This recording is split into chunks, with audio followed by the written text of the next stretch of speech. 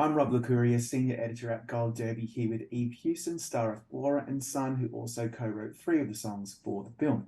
First things first, Eve, I really just want to both acknowledge how freaking unreal High Life is as a joyous crescendo moment in this film. What did you think when you first saw the final cut of that scene? Oh my God. I mean, well, the process of making that song, that was kind of the most difficult song to get right. And I think we spent a good few, well, I mean, the way that we wrote the songs is we would shoot through the week and then on Saturdays we would go into the studio and we would jam it out. And High Life took a good few weekends because we just weren't sure exactly how to end the film. You know, is this a moment for Flora? Or, there was an idea that was sort of like a School of Rock kind of idea where we had loads of kids up on the stage and we sort of, you know, we were contemplating many different ways of doing it, but I think it was actually Joseph who was like, no, this is Flora's story. This has to be about her. It has to be High Life. And then once we kind of decided on the lyrics had to be almost like me and Max were fighting with each other. We were apologizing to each other, but also not really, and still had that kind of head banging relationship that is there throughout the film. But then there's also a kind of love and warmth and a acceptance of each other. And once we found that little sweet spot, I mean, there were certain points in recording it where John was like, just shout it. Just shout it at him like you're fighting with him and a bit like the Pogues, like Fairy Tale of New York where they're fighting with each other. We took inspiration from that. And so once we kind of had that in the song, performing it was so much fun because we got to pepper in all of those kind of emotions. And I think it worked really well when I saw it on screen, and having the audience and having all those Dublin mums join in and getting that feeling for Dublin around Christmas time. It just felt like the perfect way to end that story. Yeah, I totally agree. It was such a feel-good moment, and I was hoping the film would get there Hmm. because it's such a beautiful story between Flora and her son, and of course her connection with Jeff, played by Joseph Gordon-Levitt. Um, so, but I really wanted to tell you this because of all the scenes in the film, the scene where Flora has a session in the park with Jeff and then goes home for some homework and watches Joni Mitchell perform Both Sides Now, it just really meant the world to me. And I think to a lot of people, because we all have those songs, right, Yeah. that have this meaning for us.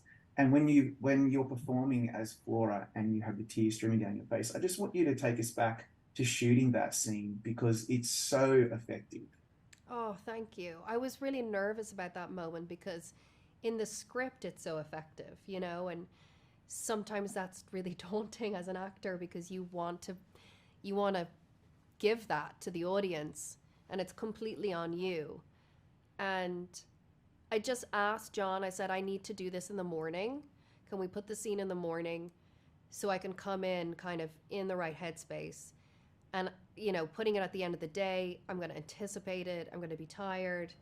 Let's do it in the morning. And he was like, okay. And he was like, it's whatever you want to give.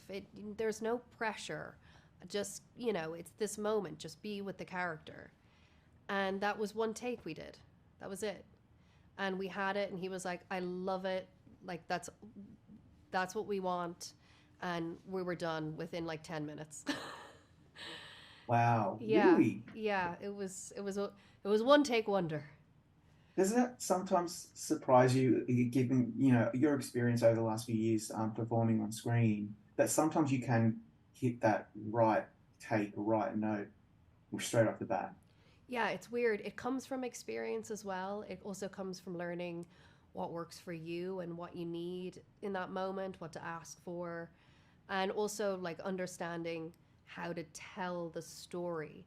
Um, and the most important part of telling that story was that she's being change. Like there's a chemistry that's happening with the song and her that's sort of opening her up. And once you kind of tap into that, something happens. Yeah, I had this conversation with John and Joseph because Jeff is saying to Flora, you know, he understands it when art when the audience is unchanged, Hmm. and then Flora goes away. She watches Joni Mitchell. If that can't change you, then maybe you're made of stone. And I'm wondering if that ever happens to you, or do you have those songs where you feel like they take you to another level? Absolutely. I think recently I've become really obsessed with Brandy Carlisle. And my mum actually showed me The Joke. She played it for me.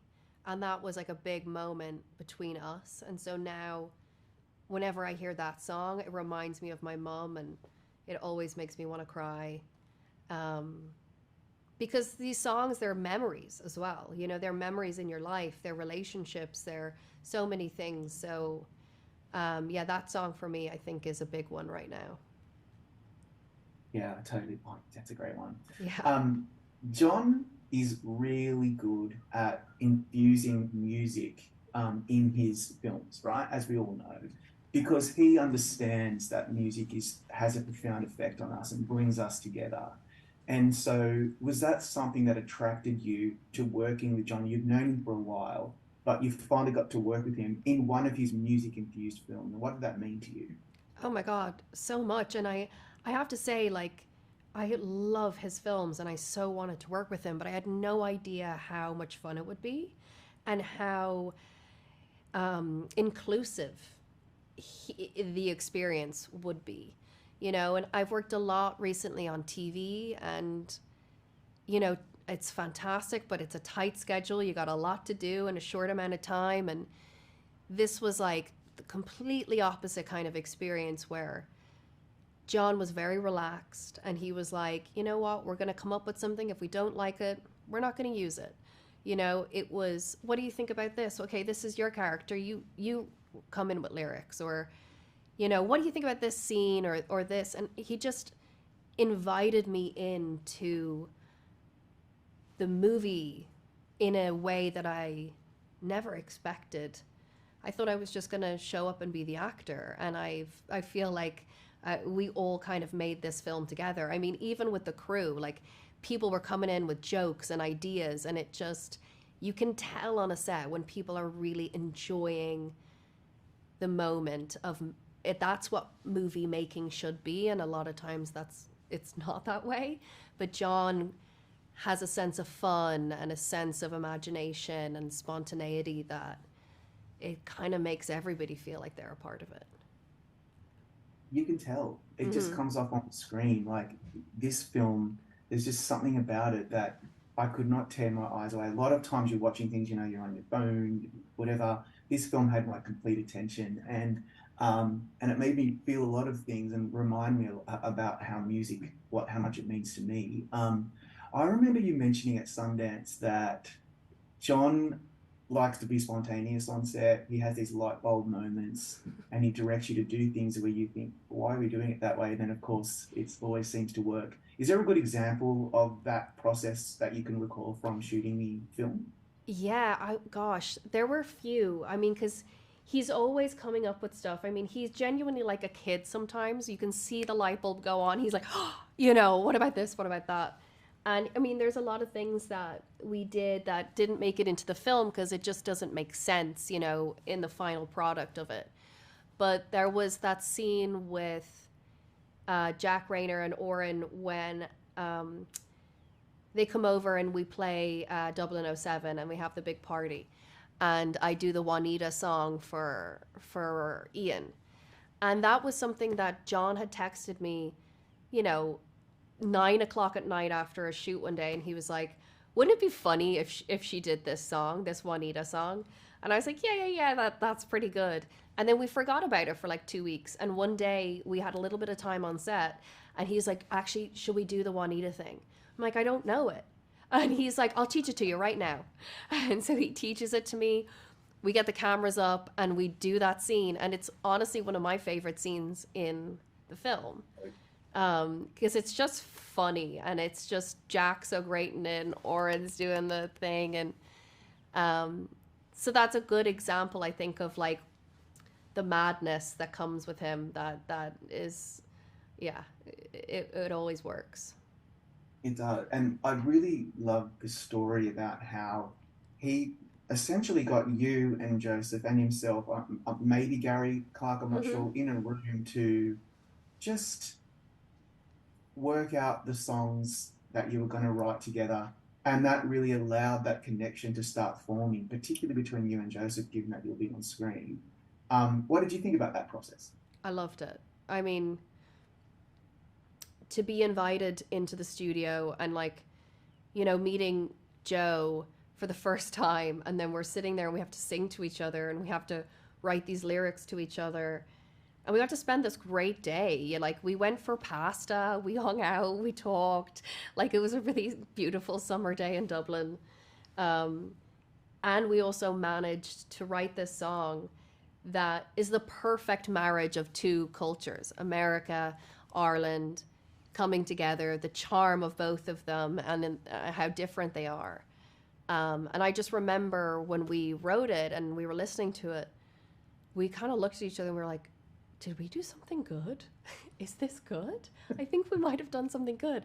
And we did it in like 6 hours, which was crazy, and then we ended up shooting it like 3 days later. Wow. Yeah. But yeah, it's that spontaneity and organic connection that I think John does so well. I remember, I don't know about you, but when I first saw Once Yeah. and Falling Slowly, like I just remember how that made me feel. It's that thing that you can't really describe. Do you have the same kind of thoughts about John's work over the years and how much he really does impact his audiences? Absolutely. Absolutely, he does. It's a very interesting, and it's so unique to who he is as well. I don't even think it's like its own genre. Um, Mhm. but I think he's got this incredible balance of sort of optimism and cynicism, and it marries really well. And he has a sense of fun, and um, there's always a great pace to his films. And I really love that he tells stories about characters. It's one or two characters, one relationship. Our movie, we've got four characters in it. It just feels very intimate. I think that's what works. Yeah, absolutely. And to get that intimacy, I think it was genius that he got you in a room together to explore, what Yeah. those songs would sound like. How did you feel about singing on screen? Were you comfortable? Was it no big deal? No, I was terrified. This is the last thing I've ever wanted to do in my life.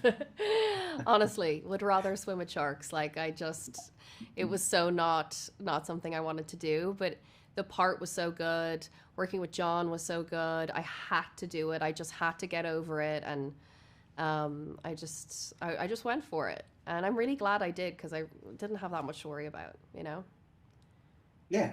And I mean, and it works beautifully. And, as you mentioned earlier, during High Life, there are parts where I feel like it's so raw and emotional when Flora is saying, I sometimes hate you, reminding me of me. Yeah. Anyone who has kids, I mean, I, Yeah. I think that a lot.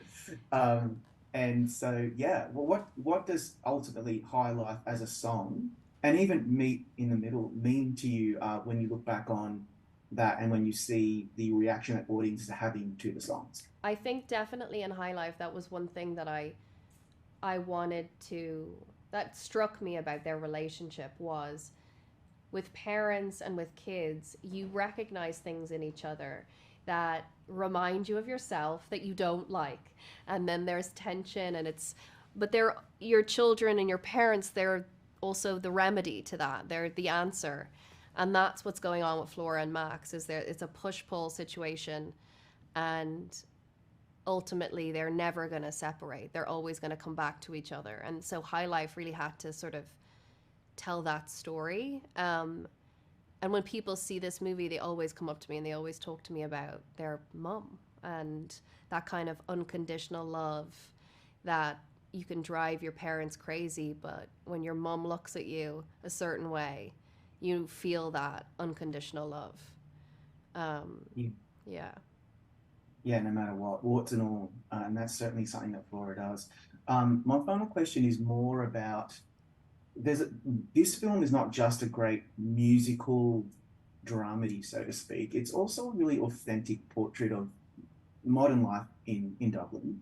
From me spending time in Dublin, all of my Irish friends, it kind of felt very familiar to me, even though I'm so far removed from the country itself. I wonder for you, how similar was Flora to you personally, and how much did you relate to the story that was being told? Because it's also about the place and about the people Yeah. around Flora.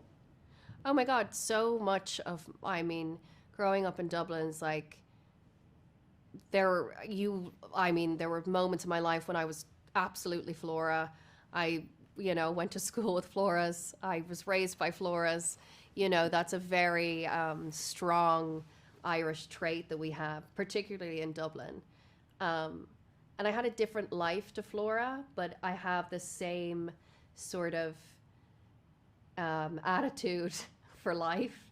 And yeah, so when I read the script, I was kind of like, I knew exactly who she was. I know that woman, and I had to tell her story. I just felt like it couldn't get away from me. I'm so glad you did. Thank you for your insights today, I really appreciate your time. Thank you so much. Thanks for watching the movie.